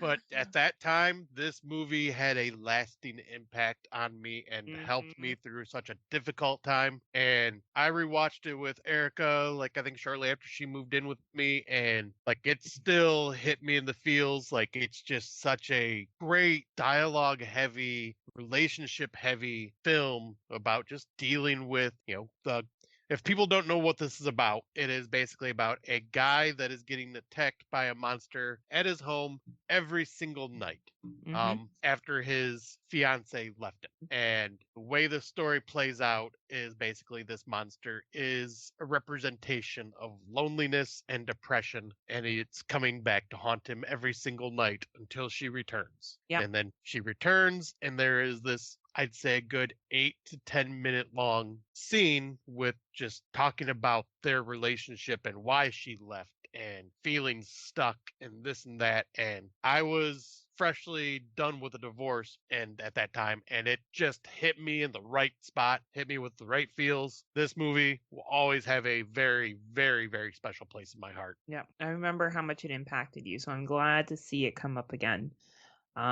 Really good film. Really good film. I guess we're at number 6 now. Yeah, we're getting close to our top 5s. I was in one of these in Mexico. They had them at the resort that I was staying at, but they didn't have the other body double shit. So it's Infinity Pool from 2023. Nice. James. Yes. James. Right now, you are making Tim Davis go. I know, he's like, fucking bitch. But I thought this movie was so fucking clever. Yes, there's holes in it. Yes, there's issues. But I found it very intriguing. I found it very interesting. And I love at the end, both you and I have talked about who was the one that left and who stayed. Yes. Like, why did he stay? And the impact of that. And less said about this, the better. It's not going to be for everybody. It is a Cronenberg film. It does have a lot of like metaphoric shit in it. But if you're interested, it's Infinity Pool from 2023. So what's your number 6? That is an excellent one that did not make my list, but it's a fucking great movie. My number 6 is one of two films that's just straight up fun and puts a smile on my face that are in my top 10. This one was from 2023, and part of what helps me with this was not only is it a Christmas horror movie, but it is and it's not the one you're thinking, I guarantee it, but it is also a wonderful, wonderful homage to Gremlins, and that is Something in the Barn. Oh, the little dwarves. Yes. The little gnomes. Gnomes. Sorry, norms. This one was just so fucking fun. I love it. It was fun. I've watched it so many times, and it is literally, you could tell the director was like, I want to recreate Gremlins, but with gnomes, because this is exactly what fucking happens. And they even have their own rules, just like the Gremlins do. And it's just so fun. The family is just so freaking hilarious because they're like in a fish out of water scenario, being Americans coming to fucking Norway to live and not knowing anything about the culture and trying so hard and trying to be the friendly type. And then they just run into this little gnome hiding in the barn that you have to make sure you follow these rules or he will get pissed. And he gets pissed when the rules are not followed and mayhem ensues, and it's just so goddamn entertaining. It is. It's a fun movie. I'm glad you brought it. It was a fun film. I was like, because I know what you were thinking, and we may talk about that later. Oh no, I thought you were going to say Christmas, Bloody Christmas. Oh, that's what I thought you were going to say. No, I was like, because that also came out in 2023, so that's why right. I just thought you were going to say that one. Nope. That I rewatched that one this year. It doesn't. It is fine. Yeah, it's just fine. Okay, that's fair. Well, gnomes for life. Gnomies. My number 5 was the one that did not make it for you, but still stands up for me, even though it was a very simple, low budget film from 2020. I feel it shows what low budget can do. True low budget, and that is Live Scream. Yeah, I knew you would still have this on your list. Yeah, it definitely, if I go back to how I felt at the time and when I still think of the concept, I think it's fucking clever. I think as time goes on, it doesn't age as well, which is fine. That happens. And also once the gig is up, the gig is up. But I do really value what this movie did. I thought it was something different, and I value what they did with such a true limited budget. So, and I know that there was a sequel that I'm waiting to get my little fingers on. I So was just hopefully I get gonna to watch say, it. looks like it is now available. Like it must have came out in late October last year, but it's now available to rent on Amazon here in the U.S. I I'll seen have to start checking. it's not available for free for us to watch anywhere, but yep, I did notice it's available to rent on Amazon. And I'm very tempted Okay. to watch it. Doesn't have Gunnar Willis in it this time, so No. different characters. But yeah, we Erica and I recently watched this because it was one of the few movies I was like, okay, will this still be in my top 30? So I wanted to watch it. And yeah, it's still damn good. And like performance wise, Gunnar did such an amazing job just, portraying a character playing off of Twitch chat messages and being Yep. the only one being filmed really. And the fact that you still like get teary-eyed a little bit for the one character that is just in text message. You never actually see his face, Yep. and you just read his messages back to Gunnar in the movie, and it's heartbreaking. And It is heartbreaking. but yeah, still a great movie, but yeah, just did not hold up on the test of time, like comparatively, because it obviously didn't age as well, but it's still it was on Tubi. If people have not seen it, I think it's still there. Go check it out. It is a indie film done right. 100%. 100%. And that was number 5 for you, correct? That was. All right. So my number 5 is I believe South Korean. I think this is South Korean, but it's from 2021, and that is the thriller slash horror film about a deaf mute girl who ends up witnessing a Oh, murder. yes. And then this serial killer starts hunting her and her family and friends down. Yes. And that movie is Midnight. Midnight was good. This movie was just had you in the feels. You were rooting for these characters. They were like her and her mother are just like such a good chemistry between the two of them. Like she was a smart final girl in the way that like she 100%. like outsmarts him like in almost every corner. Yep. And like the cockiness of this guy as he's like stalking her because he thinks he can fuck with her and have fun with it. And Jesus Christ, this one is just like intense from beginning to end. It is. And yeah, you just feel for the characters. Like it is so well done. I couldn't agree more, Scott. And it's, it's a film that didn't get a lot of buzz, and it deserves its day. So if people haven't watched it, please go and take a look. It's 2021, right? Yep, this was I would never have watched it if it was not if it wasn't thanks to our good friend Xander, or as people know him, Dave Bailey. He recommended it to me and I fucking fell in love. Yeah. And I actually own it and I own a physical copy of it now too because of it. Solid. It's a solid film. I'm glad you brought that. I forgot about that. Memory Unlocked. That was one Memory Unlocked you did for me. I forgot about that one. It was a good movie. Everyone should go check it out if they haven't had a chance to. It's definitely worth it.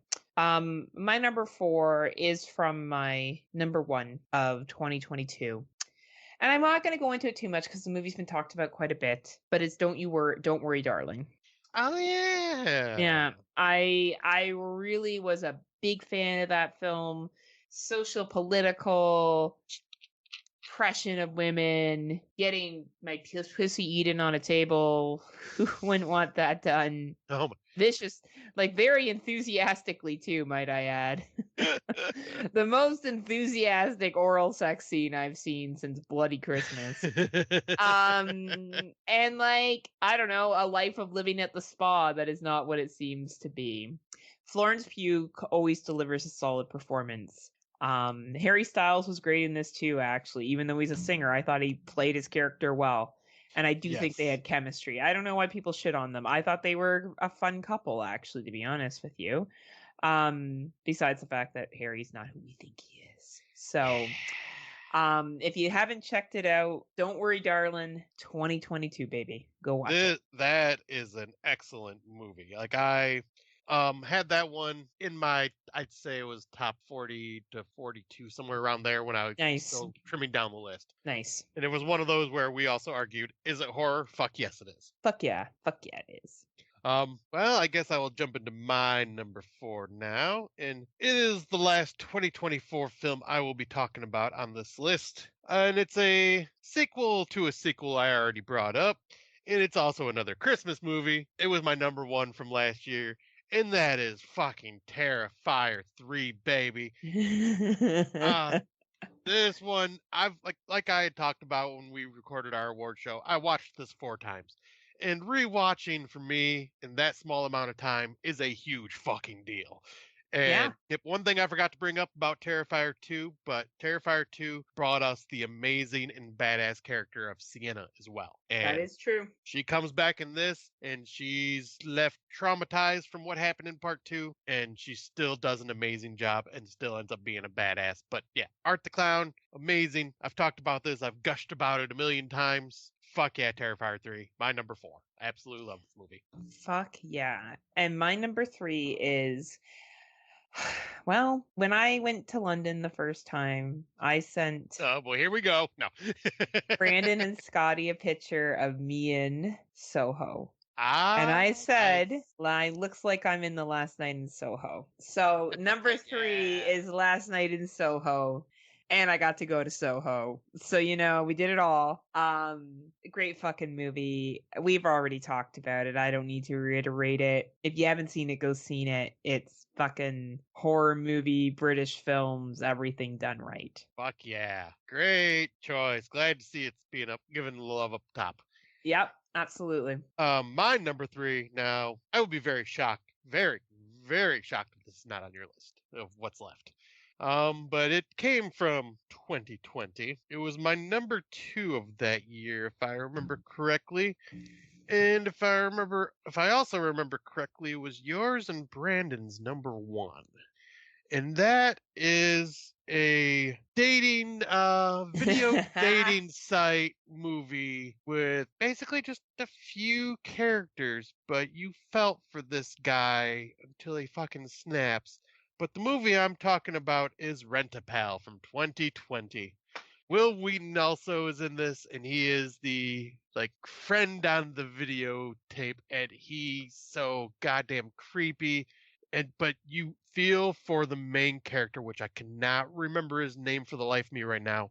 But you feel so bad for him because he's just a dude who's taking care of his mother who suffers from dementia, and he's just trying to put himself back out there and trying to find someone to love, and he's just socially awkward, and you just feel for him so much. But then towards the end, it's just everything that happens is just so goddamn tragic. It is but tragic. but it is one of those movies that it will stick with you after you watch it.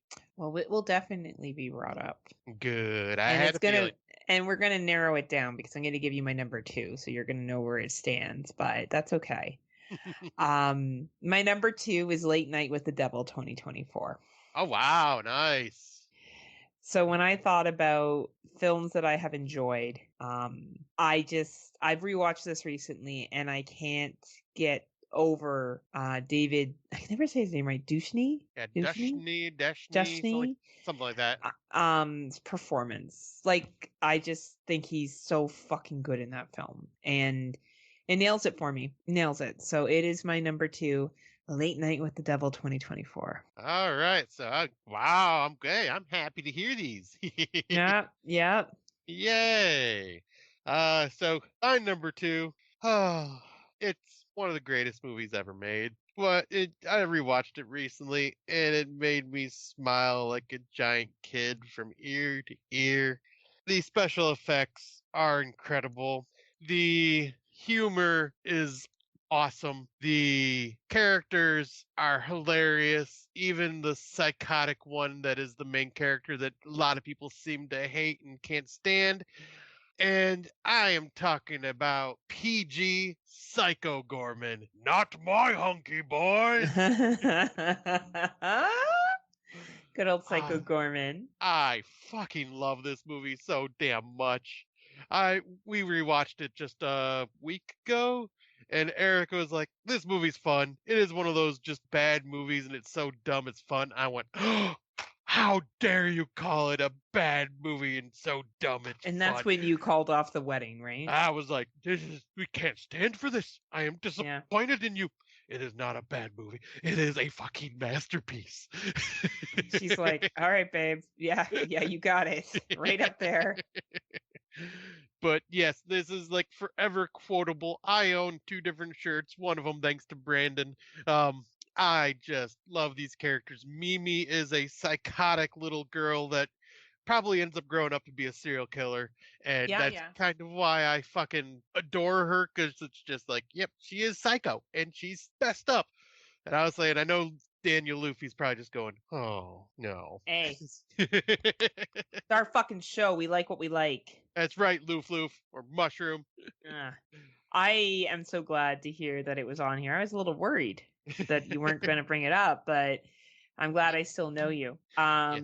Great film, Canadian film, great special effects, very fun. I'm glad that we're giving it some love. You knew my number one. You already talked about it. It's Rent-A-Pal from 2020. That is so fucking awesome. It has not left that spot.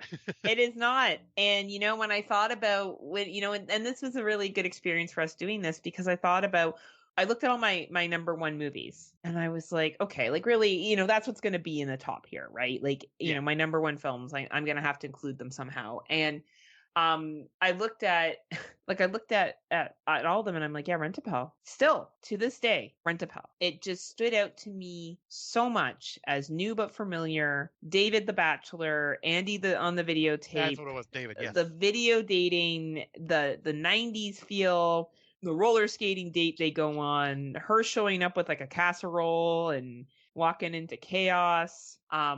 And the slow descent into madness. It is such a fucking good film. Rent-A-Pal 2020, you had my heart then, you have my heart now. Unless 2025 Piglet will throw you off, but I feel as though that may not be the case. So what's your number one? Well, first I want to say with Rent-A-Pal, this is one I wanted to rewatch too, just because I was like, I know it's going to be like number 3 for me, but I still want to rewatch it because I know Erica hasn't seen it, and it's nowhere to be found now. I got to rent it, like actually like buy it or rent it, and I just didn't have the money at the time, but I plan on revisiting it because it is such a good fucking movie. But my number one has not been mentioned at all, so I was wondering if it would hit your list or not, so apparently not. This one came from 2022 and was my number one from that year. Okay. It just pushed out Psycho Gorman, just barely, but it's because of the rewatchability for this film. This has become a Halloween tradition for me now, like during the month of October. And that is influencer getting his comeuppance when he decides to go film himself at a haunted house. I am talking fucking Deadstream from Shudder. What? Yeah, that's cool. This one, it has that freaking Evil Dead sense of humor. It is slapsticky. He does the freaking the annoying influencer so fucking well. He is the director along with his wife, if I remember correctly. He wrote this as well. The fact that you can rewatch this movie and just pay attention to the live stream chat and get a whole different aspect in how they nailed what is used in streaming chat as dialogue. Like the way these people talk is like, oh yeah, you nailed the internet. Like this is how people fucking chat. It's like, holy crap. Like the whole I forget the ghost girl's name, but like they're like, oh, she died. I'd still do her. Is one of the people in the chat said. I'm like, yep, that would. Like other that things is like that. Exactly what would be said. Yeah, but yeah, just like the fact that he's one of those douchebag influencers that just gets his comeuppance and just basically gets Bruce Campbell in Evil Dead 2, just beat the hell, fucking tormented and tortured. It is such a fun fucking movie and endlessly rewatchable for me. I have watched this. I couldn't agree more. At least 7 times now. Well, there we go. Like you brought in a heavy hitter from Shudder as your ending. I brought in a random VOD. I think it may have even been on Hulu for a while. Right. And I think we had what, like 2 or 3 crossovers, maybe 3, 4, I think we had about 5 or 6 total. 5 or 6. Okay, that's not Which is bad not, for 30. yeah. That's not bad. I thought we were gonna have more, but I knew our top tens would be a bit different, just Yeah. because like what hits us differently. But yeah, that you brought some that I just didn't even think of, or ones that I just couldn't put on the list for one reason or another, and I'm Yeah. so glad that they were brought up. Yeah, and I found that definitely 2020 and 2021 were my years that I definitely, and maybe it's because we watched more then. I don't know if we just watched more or, we were seeing the stuff because that wasn't filmed during COVID, right? That was Right. probably pre-COVID or whatever, and then we're getting the aftermath now.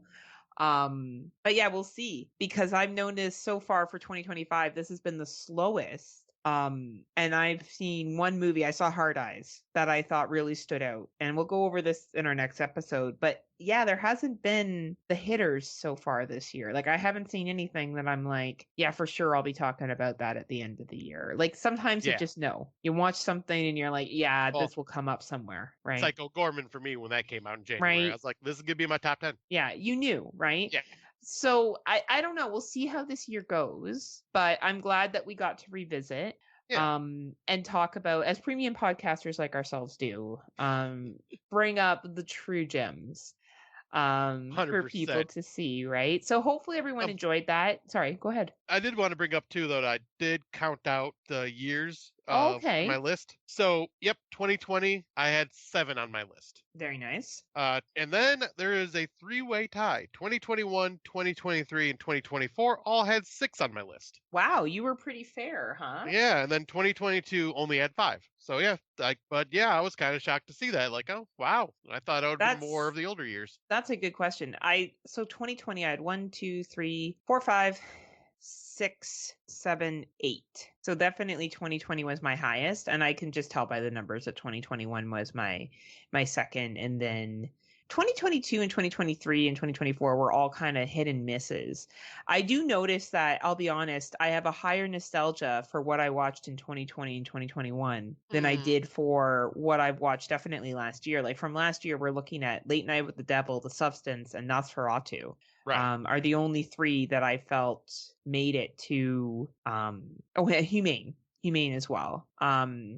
But yeah, it's interesting. And 2022, Speak No Evil, Barbarian, and Fresh were the ones that I really enjoyed, and Don't Worry Darling. So 4. So it's interesting how, it has kind of gone down. But I wouldn't say that means that the movies that have come out have been bad. It's No, just just certain things. comparative. Something might hit you more than others. Yeah, I do notice here where I have Censor, Sound of Violence, and Night House. They're all from 2021, and The Gin from 2021 as well. Same with Slacks, and I felt like those were all very unique and different. Yeah. And I think that horror goes through waves, right? Like anything, fashion, everything else, it goes through waves. So it will be interesting to see what comes out this year. I'm really excited to see The Monkey has been dropped. I want to go see that in theaters. I know you saw that. We'll Yep. save that, I guess, for another time, but I know you enjoyed it enough, so that's a good sign. Yep, it was. I will definitely say it's fun and worth watching. Just it's interesting. I will say that much. I plan on watching Companion tonight. I've seen it on Plex. I want to try to see watch that one tonight as well, actually, because like I Right. said, now that we're getting this recorded and out of the way, Scotty's gonna start jumping into the 2025s a little more. And I may skip over some of the ones I've watched that I don't think are worth talking about when we record next time. Yeah. Especially the ones that I know no one's going to watch, like ones that I dug to see that I know no one's going to, I'm not going to recommend it. What's the point? But we do have time and stuff is being dropped. So hopefully, what was the one, the kangaroo one that we both really liked last year? What was it called? Rippy. Yeah. Maybe Rippy 2 will come out this year and we can see some Rippy 2. And it'll be Tim. Tim will be Rippy in this one. Yes. Oh, Popeye Returns is Revenge. Sorry, Popeye Revenge. I'm here for it. I'm going to tell you right now that movie's going to be watched and I will definitely be talking about it. Oh boy, yeah. Fuck yeah. Fuck yeah. There's 3 Popeye movies coming out this year, I believe. Fuck yeah. Popeye the Slasher Man, Popeye Revenge, Popeye something else. And I watched the Peter Pan one. I thought that was interesting. Oh yeah. I'll get to that. Yeah, I'm still waiting on a better version of that one. Yeah, you know what? I'm all about the dirty cam versions, you know? I know you are. Put You all those so stuntmen out of business. you so dirty.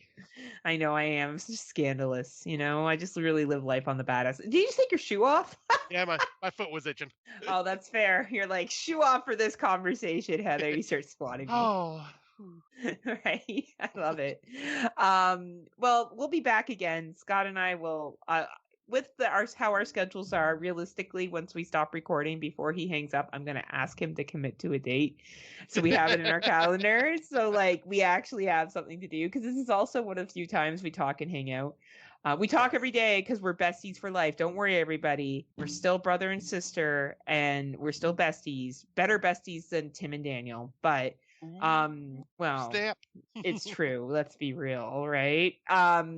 But Tim's like, "Oh, I fucking hate you, Heather." I'm like, "I know, Tim.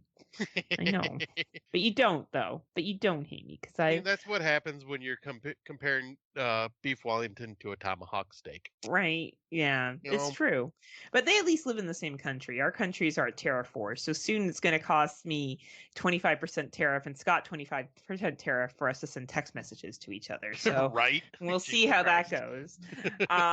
But yeah. So we'll pick a date and we'll get back to our 2025s, and by then hopefully we have something to recommend. I know we have a couple, but hopefully Yeah, we I have a definitely have few. one that's already at my number one, but I will save that for the show. Oh, Like good. That's exciting. I think I told you about it, but yeah, I'll make sure to mention it after we record. Nice. I'm pumped for this. On another side note, I've been watching autobiographies, and usually I save them for the plane because I'm very well traveled, as Rob knows. He likes when Oh, I we talk about know. my trips. But I watched the Elvis film, the Elvis Oh yeah. biography, and of course it's sensationalized. And Tom Hanks plays the colonel who is his manager. And let me tell you, if a fraction of that is true, that colonel was a piece of shit and real took advantage of Elvis and really worked him like a dog. It's a long one, but if you and Erica are looking for something a little different to watch, it's interesting. All right. So yeah, I save it for the plane because if not, I just watch horror movies. And like I come across as really boring because when I talk to people, they're like, "Oh, what do you like to watch?" I'm like, "Horror films." Horror. They're like, "Anything else?" I'm like, "Not really. That's Give it." me all the horror. They're like, "You watch Squid Games?" I'm like, "No, I watch indie films." Like, what kind of films? I'm like, "The Special from 2020. Have you heard of it? It's a very unique it's about a box. They get sexual pleasure and they're like, uh-huh." I'm like, and then I like, smile and I bite my lips, but not with like the bottom lip. So it looks like I look really seductive then. Anyway, But yeah, I was we saying will be back. I'll bring up one too real quick that was non-horror. But Oh, okay. I did tell you about it. But it was that animated movie called Flow. Oh, yes. Yeah, The yeah. animation in that is like watching a fucking water painting come to life. It is Oh, that's beautiful. nice. And yeah, it's just no dialogue. It's kitty, it's a capybara, it's a lemur, it's a golden retriever puppy that's so cute. Big And dudes. the animal mannerisms are so freaking spot on, and it's just so cute and fun and hilarious, and like also I kind love of it. like it gets you in the feels, but not in a bad way. It's just like, oh, this is so good. It touches you in the right spot, is what you're Yeah, saying. like this will say something. It's one I want to buy on 4K. I don't buy non-horror films. I want to buy this and own this. That's pretty impressive. That's pretty impressive. Was Look at that it. She's like, Flo? Yeah. Oh, she loves Flo. thank God, not another fucking horror movie. Jesus Christ. Oh no, she's I all about it, but no, she on just the day she's like, I told this guy I liked horror movies, which is true, but I didn't realize he was a premium podcaster and what that was going to involve. So we will be back, but as always, we want to thank you for listening. We want to thank our fellow podcasters at the Horror Returns, Dummies of Horror, Slasher Radio, the Exploding Movie Heads podcast, Fresh Cuts, and a shout out to the Rotten Round Table. I know they're taking a step back right now for the horror cast. Yeah. from the horror cast. I guess they don't do the Rotten Round Table anymore. Well, Rotten Roundtable is part of horror cast. That was just their Oh, special right, episodes. okay. Yeah, right. So I hope then- that. Sorry, go ahead. I'll say, yeah, I completely understand and respect their decision if they decide to be done. Yeah, it's a lot. Like Scott and I have dropped down to recording once a month, which I feel despite the rumors that we're going to retire, I don't think we will now, because I think once a month works for Scotty and I. Yeah. And we pick a date and we stick to it, and it's a good time for us to hang out, and I think it works well. So I can see once a month being the thing that we do moving forward. And that's great. But it's hard. And they were very regular. And 4 people trying to get 4 schedules to line up is very difficult. And I don't know if you remember, there was one time where Mark Nato was curious if we would be interested in joining them on their regular show. And both you and I had struggles with committing to the time. And that was back when there was nothing going on. It was just COVID. So, I give credit for that. It's not easy. It's Scott and I have been lucky that it's been the two of us, and we've been able to kind of like ebb and flow. Like for a hot minute, we had a video game podcast. If you want to go back and listen to that, the episodes are still there. It's short-lived, but it was there. Controllers up, cards down. Oh yeah, that's you know the what? name of it now. Before we leave, before we ever stop, we should do one last. We should do Friday Nightmares and then do a special, like, while we're recording, go back to our Controllers Up, Cards Down segment and just do something quick. Luffy would be so happy. Right?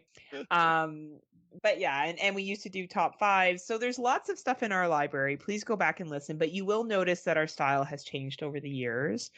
Our themes were one way, and now we kind of just focus more on new watches, and that works for us. And I think we won't be going anywhere, Tim.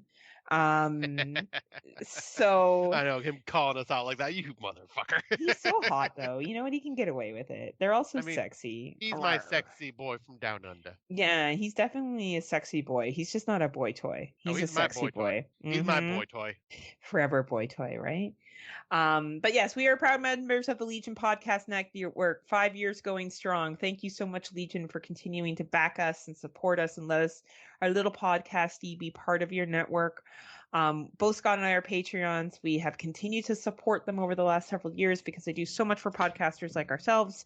If you would be so obliged, Scott has one question for you when it comes to supporting indie podcasts. What the fuck are you waiting for?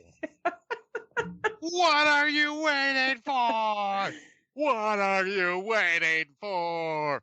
And in a William Shatner style, what are you waiting for? What are you waiting for? Join us. So Scott's cat's tail is right into the camera right now. So Scott's talking, and all I can see is his big ass fucking tail in front of his face.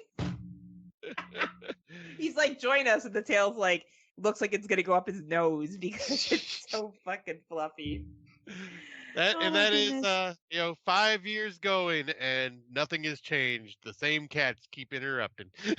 They sure do. They sure do. Only now Scott has 2 teenage boys, a wifey, 2 dogs. How many cats? 3 cats and the leopard gecko. Oh yeah, the gecko. I forgot about the gecko. Can never forget about my mini dragon. Never forget about Blaze, right? Yeah, it's been a journey. It's been a journey. So we'll see what 2025 brings, Scotty. Yeah. I feel like we may have to do a new category of like unlicensed, or what is it, off licensed or licensed expired films and public domain films. Yes. Or public domain characters. And give an award this year because they be coming. There's a lot. There's a lot, and I think we should get rid of like Out of the Dark and put that in its place, because I think that would be fun to do, because we'll watch them. We both know we're gonna watch them. Oh, absolutely. So, okay. Might not make it through all of them, but I'll watch everyone. No, but we'll watch them, right? Anyway, we look forward to seeing you all soon. Look for a next episode to come out probably sometime in March. And whenever Scott gets around to editing this, will probably be a week or two. And then we'll record sometime in March, and we'll come out with a 2025s. Yes, and thank you very much for sticking with us for these 5 years of podcasting. And this was fun, kind of having that nostalgia trip, going back and revisiting what we started with when we first started this show, and like what we watched. Yeah. And it's been a journey, and lots has changed, but it's all been good. And once again, thank you all for supporting us and sticking with us, and the ones that have been here from the beginning. We love you. We love all of you. And until next time, kiddies, unpleasant dreams.